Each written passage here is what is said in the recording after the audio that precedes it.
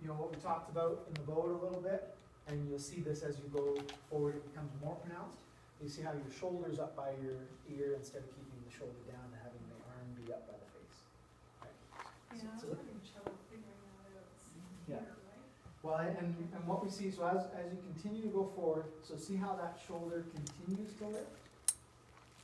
Right, so by the time you get down to the water, right, you're here. Right, so if I could take a little line and draw your spine on there, right, you're curving a little bit towards the water, because this shoulder is open right up, so you're here instead of there. We're seeing the back of your head, the ponytail on top of your head, Right. rather than your side profile of your face. Okay. So so that's a great one. The second thing is, I think I'm so focused on trying to look my head up all the time that it's yeah, hurting me.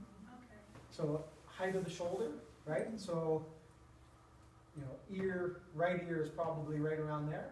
Look at how much higher the shoulder is. So if you were looking at me straight on, instead of being here where arm's next to the face, right, we're there, we're shoulders up by the ear.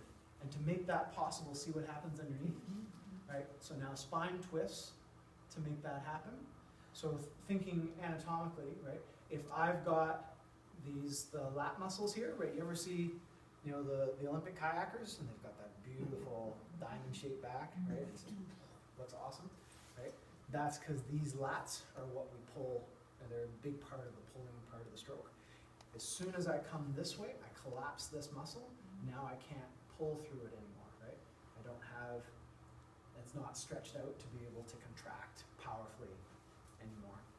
So I want to think about straightening that spine up, and so that my hips are rotated, but I'm going forward into the stroke. I'm not going sideways in the stroke. So I know you're kinesthetic, so we'll come back to kinesthetic cues.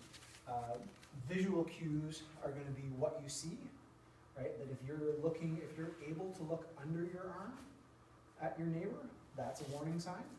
If your head naturally wants to turn into the boat, right? If I go forward and rotate from my hips, this stays relaxed. It's easy to stay pointed towards the finish line. If I'm throwing a lot of weight with my shoulders, the tendency is that my head's going to go where my shoulders go. So if I'm having to fight to keep looking down the course, or if you notice, you know, you kind of get that head whipping sometimes in a race, right? You're like, whew, the world's really going by fast. Right? That's a visual cue. So for a visual learner, that's a cue that something's going on up here that shouldn't be. Kinesthetic cues, so for those of you that take feeling cues in terms of your stroke. So a few things, you might feel this open up, and you might feel that big stretch that happens through here versus the inside, right?